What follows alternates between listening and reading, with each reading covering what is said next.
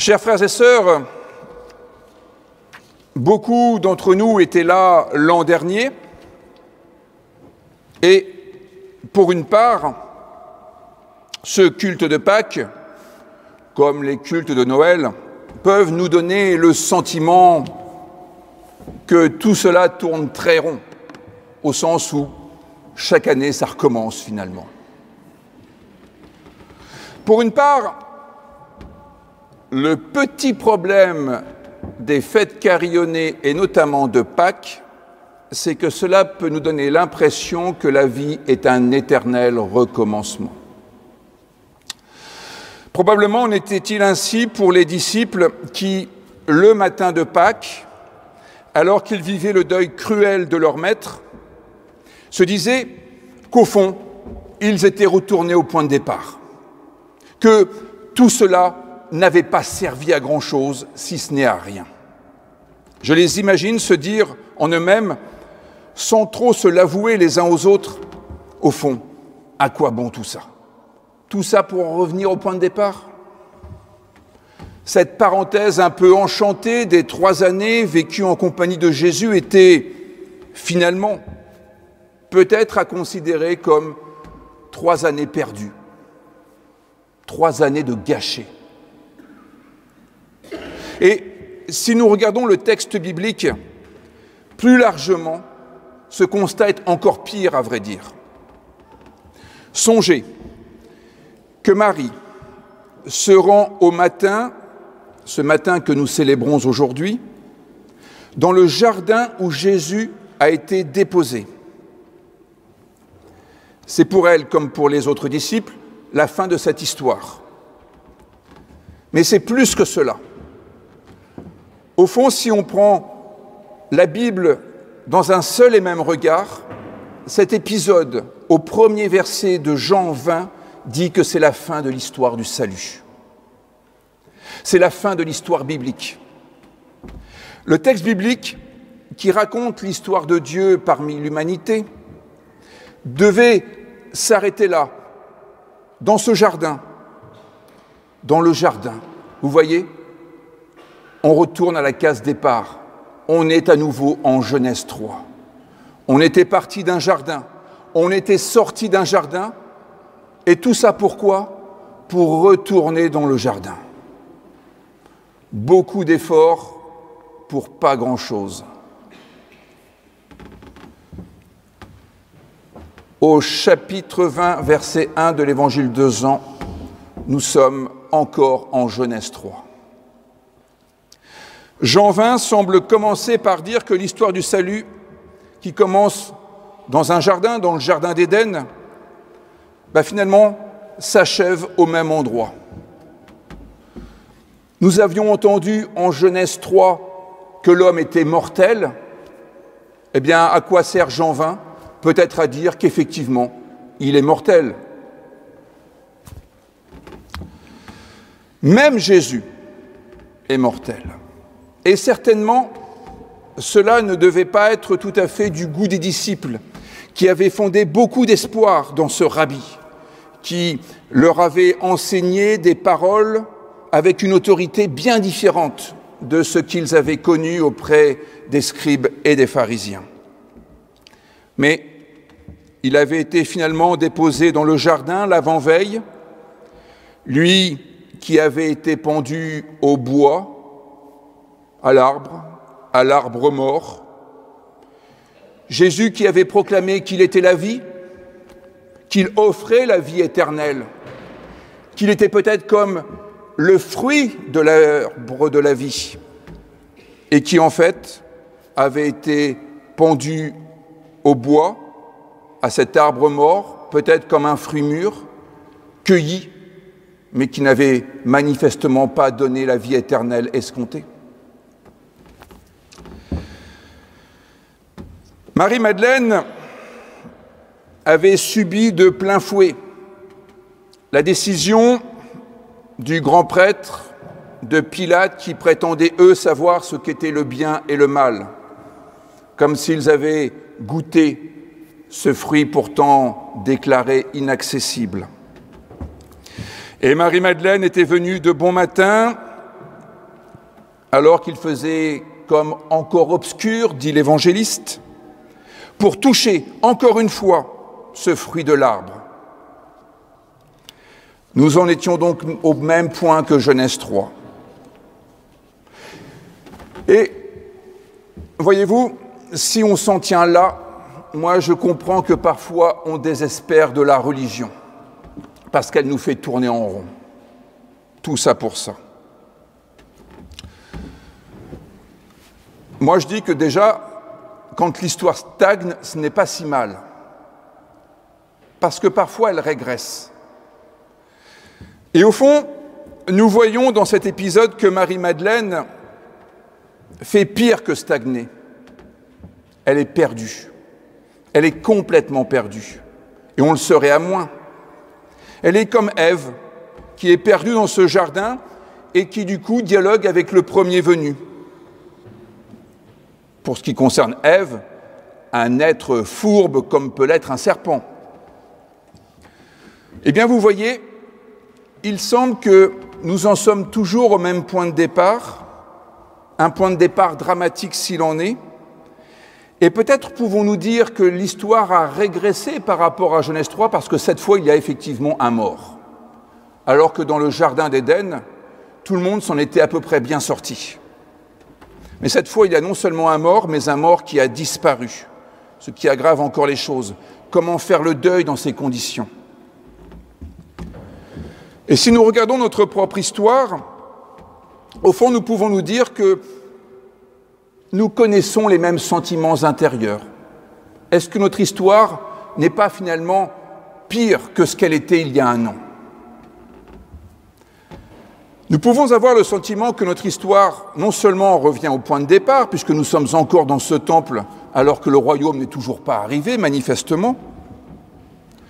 Certes, par rapport au culte de Pâques de l'an dernier, ça s'est un peu amélioré au niveau du temple, parce que nous ne sommes plus confinés sous cette galerie pour une part et reclus dans la salle arrière du temple pour l'autre. Mais franchement, si nous regardons l'état de notre société française ou l'état du monde, on ne peut pas dire que ce se soit vraiment arrangé, on ne peut même pas dire que ce soit stabilisé. Tout semble dire que si quelque chose change, c'est plutôt dans le sens d'un moins bien, d'un moins vivable et d'un moins réjouissant. Alors Jean 20 commence par un tableau aussi sombre que la réalité. Obscur comme l'ambiance de ce premier verset du chapitre 20. Mais réjouissons-nous, frères et sœurs, la suite s'éclaircit. Elle devient plus lumineuse, vous n'êtes pas venus pour rien.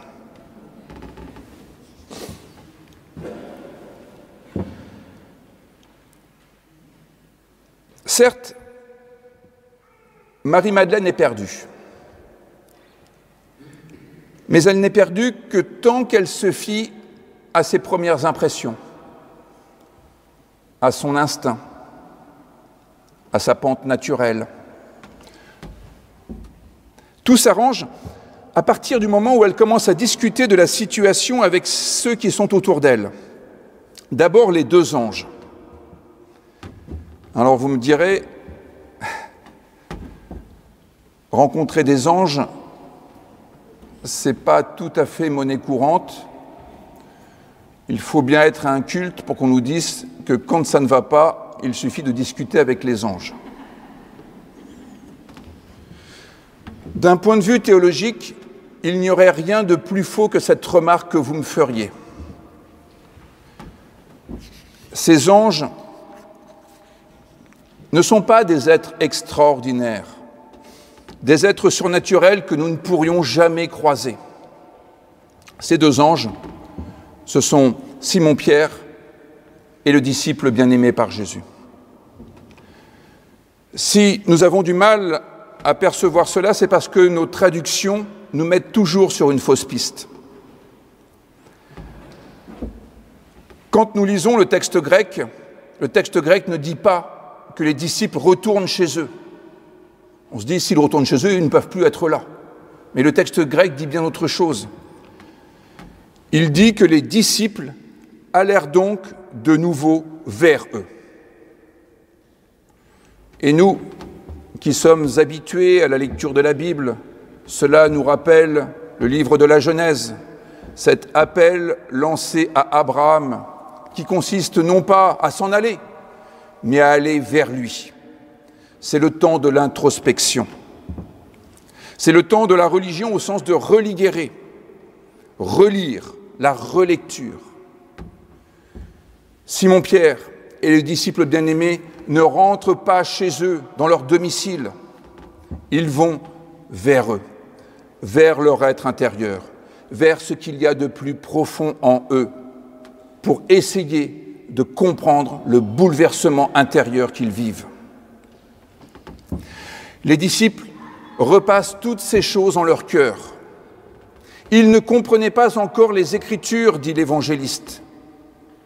Alors, ils se mettent à penser sérieusement à ce qu'ils vivent à la lumière des Écritures. Et le temps devient moins obscur, plus lumineux. Leurs yeux s'ouvrent, leur esprit s'ouvre, ils se réveillent d'une longue torpeur, ils sont ressuscités, ils sont réveillés. Ils ont enfin compris les Écritures et ils vont pouvoir, à leur tour, aider Marie-Madeleine à s'orienter de telle manière que ce soit moins obscur pour elle aussi. Eux, qui sont donc encore dans le tombeau, là où ils ont vu les bandelettes, là où ils ont vu ce linge qui avait servi à couvrir la tête de Jésus et qui avait été roulé dans un lieu mis à part. Vous savez, on ne fait pas autre chose avec la Torah dans la synagogue. On la roule et on la met dans un lieu à part. Pour pouvoir comprendre quelque chose à une vie qui est souvent incompréhensible, tellement ce que nous vivons est hors de nos catégories mentales. L'histoire, nous allons le voir, n'est ni stagnante ni régressive. En fait, elle progresse. Et que sont les deux anges, si ce n'est Simon-Pierre et le disciple bien-aimé qui deviennent les apôtres du progrès, le fait que l'histoire progresse. Regardons ce qui arrive à Marie-Madeleine. Dans cet épisode, Marie-Madeleine est un véritable derviche tourneur. Elle n'arrête pas de tourner, de retourner. Elle va au tombeau et elle retourne auprès des disciples. Puis, elle retourne au tombeau, elle pleure, et en parlant aux anges, elle se retourne. Elle voit celui qu'elle prend pour un jardinier, qui est en fait Jésus, qui l'appelle par son nom, ce qui l'a fait se retourner encore une fois, après quoi s'ensuit un dialogue avec lui, qui conduit Marie-Madeleine à retourner encore une fois auprès des disciples. Marie-Madeleine n'arrête pas de tourner. Alors évidemment, on a l'impression qu'elle tourne en rond. Et on a l'impression que le temps est une sorte d'éternel recommencement. Mais Pâques, justement, montre que l'histoire avance pour Marie-Madeleine, comme elle avance pour chacun d'entre nous, même lorsque chaque année nous nous retrouvons au même endroit et parfois pour certains à la même place. Au début, Marie-Madeleine est fataliste. On a enlevé mon Seigneur. Vous savez, le fameux « on », anonyme, les forces occultes, les maîtres du complot, ceux qui tirent les ficelles dans l'arrière-coulisse, ceux qu'on ne voit jamais mais qui décident de tout. Marie commence par se poser comme victime d'un ordre du monde qui lui vole ce qu'elle a de plus précieux. Et finalement, elle deviendra un témoin actif d'un autre ordre du monde.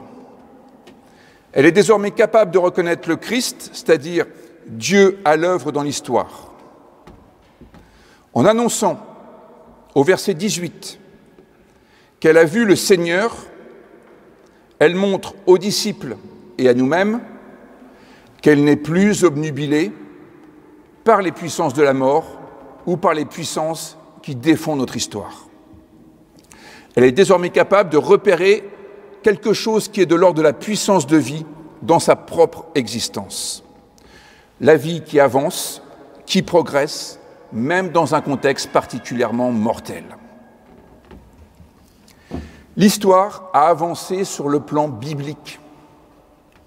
Cette fois, contrairement à Genèse 3, la femme ne saisira pas le fruit qui est à portée de main. Cette fois, elle a écouté des paroles de vie et non des paroles perfides. Elle ne touchera pas Jésus selon ce que Jésus lui a demandé de faire. Ça change quand même. Si nous regardons le sens de cet épisode, cela signifie que Marie-Madeleine est devenue adulte. Au fond, qu'est-ce qui fait la différence entre les plus jeunes d'entre nous et les plus mûrs d'entre nous? C'est que les enfants ont toutes les peines du monde à comprendre l'intérêt des limites. Et les parents, inlassablement, doivent dire « fais pas ci, fais pas ça, etc. etc. » Ne touche pas ceci, ne touche pas cela. Voilà. Les parents sont l'incarnation de Jésus. Noli me tangere, en latin classique. Ne me touche pas, fais attention au coin de la table, etc. Et les parents parfois désespèrent parce qu'il faut répéter, répéter, répéter. Et on a l'impression que la vie n'est qu'un éternel recommencement. Marie-Madeleine devient adulte. Et voilà un motif de réjouissance pour vous, les parents. Un jour, les enfants deviennent adultes eux aussi et intègrent la notion de limite. Pour les adultes, l'affaire n'est pas gagnée pour autant. Viennent les décès. Et pour nous, il n'y a rien de plus difficile d'accepter la mort comme une véritable limite. Nous le voyons bien lors des célébrations d'obsèques. Toucher le cercueil, encore une fois. Essayez de saisir ces derniers instants pour qu'ils ne nous échappent pas, pour pouvoir garder quelque chose de tangible.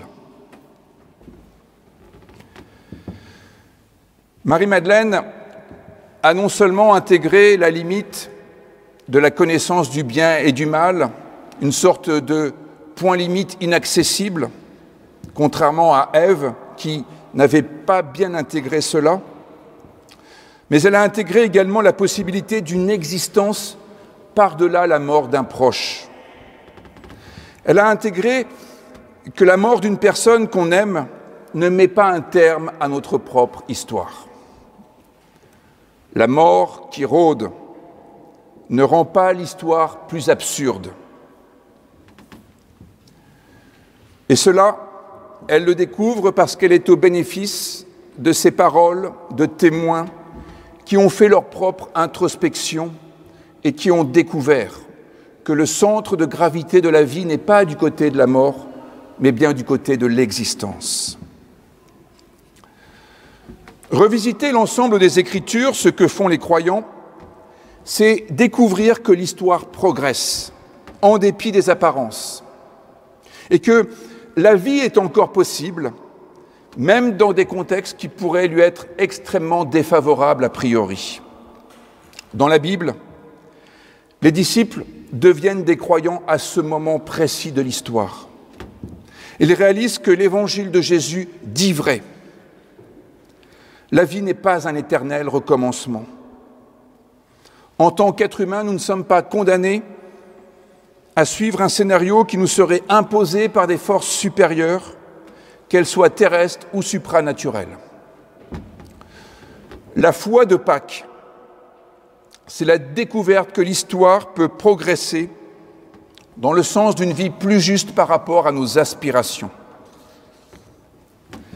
Pâques, c'est mécanique finalement. C'est une petite translation, un petit déplacement de beaucoup de choses,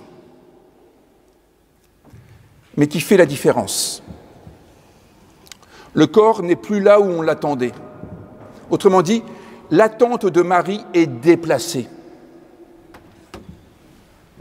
Factuellement, personne ne sait ce qui s'est passé. Ce récit est une réinterprétation de l'événement de Pâques.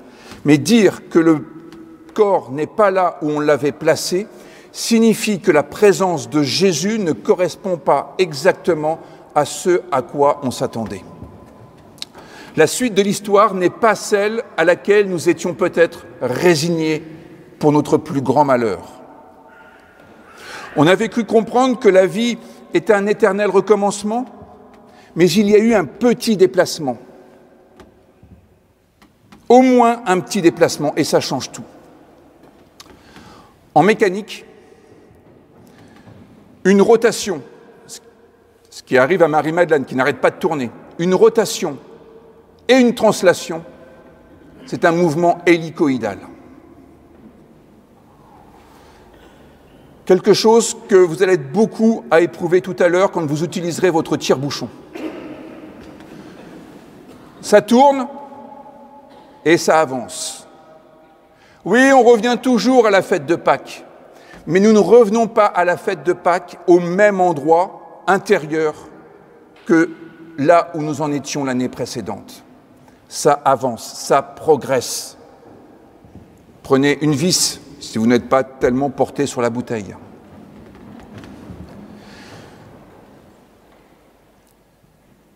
Les vis tournent sur elles-mêmes et en tournant, elles avancent aussi. Elles ne font pas du surplace. Eh bien, nous non plus. À chaque fois que nous laissons Dieu ressusciter notre existence en donnant une petite impulsion, cette petite translation, nous avançons, même si nous avons le sentiment de retourner au point de départ. Évidemment, si vous me regardez faire ce geste, vous avez l'impression que ça tourne en rond, mais mon doigt avance gentiment vers vous, comme un tunnelier qui va percer ce trou pour finalement déboucher sur la lumière. Les disciples sont à nouveau dans la pièce où ils étaient enfermés, mais certains parmi eux ont ouvert les yeux sur une autre réalité. Cette autre réalité, c'est qu'ils sont désormais qualifiés de frères par le ressuscité. Va donc annoncer à mes frères. Ce ne sont plus les oligopistoi, les gens de peu de foi. Ce sont devenus des frères qui ont un même Père, un même Dieu. Ce sont donc des êtres dotés d'une dignité infinie. C'est un net progrès. Ils sont désormais de même nature que Jésus, capables de vivre selon ce que Jésus a incarné, et nous aussi. L'Évangile, ça devient notre histoire. Ils sont eux aussi capables de vivre ce que Jésus a vécu et de faire avancer les histoires personnelles, ce que Jésus n'a jamais cessé de faire au long de son ministère. Pensons à tous ceux qui sont dans des relations d'aide, tous ceux dont la profession est d'aider les gens. Demandez aux travailleurs sociaux, demandez à ceux qui aident les gens à retrouver de l'emploi. Eh bien souvent, les gens tournent en rond, mais font aussi des petites avancées. Et ces petites avancées sont décisives pour qu'un jour, ça débouche. Il n'en va pas autrement de ce que l'histoire de Pâques dit de notre existence. Sortir les gens du rond-point de l'histoire sur lequel ils sont bloqués. Voilà notre vocation.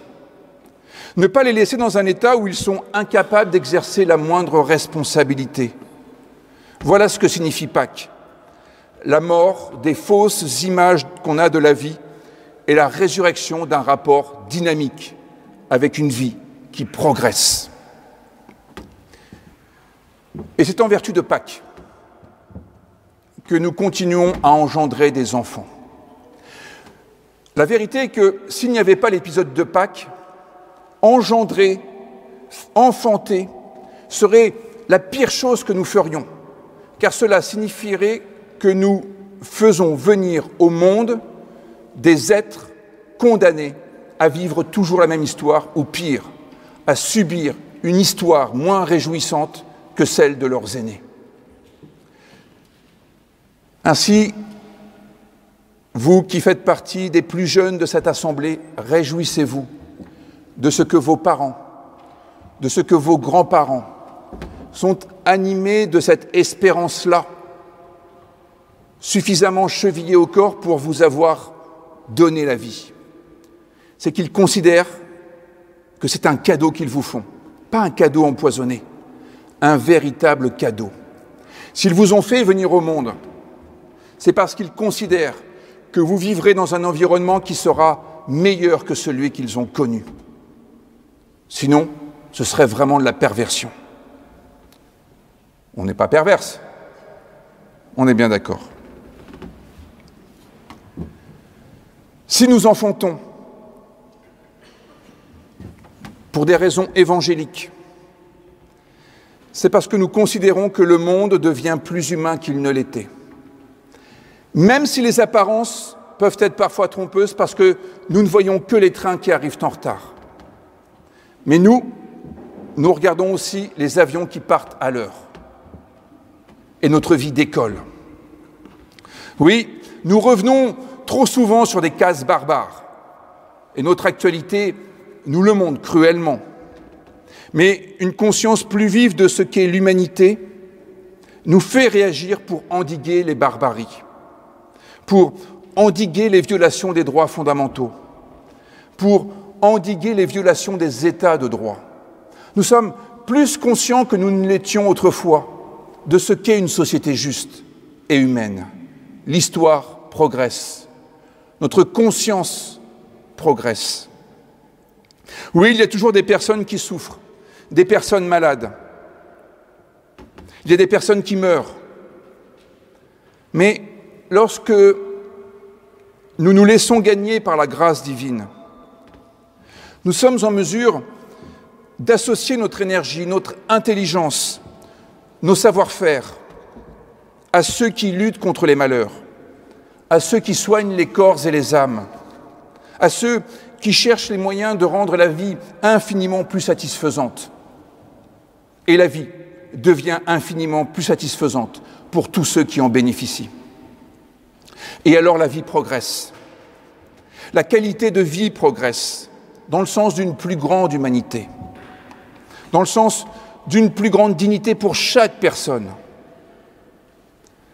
Le processus mort et résurrection, ce processus que proclame Pâques, indique qu'il y a de la grâce disponible dans notre vie, pas simplement dans un temple.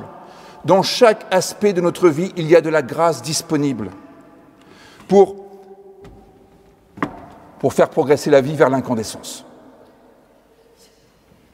C'est-à-dire vers des situations où nous pouvons faire valoir toutes nos capacités avec une pleine intensité.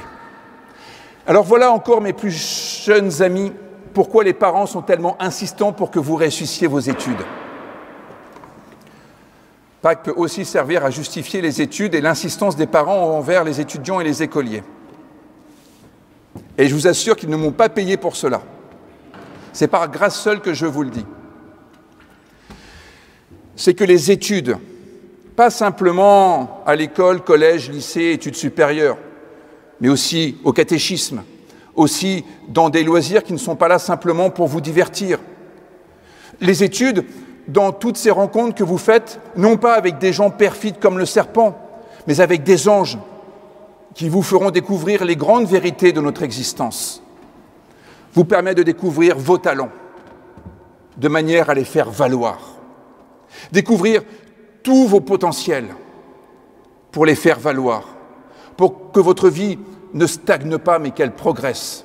Et pas simplement faire valoir vos talents, mais donner toute l'intensité à votre désir d'une vie jouissive au possible. Amen.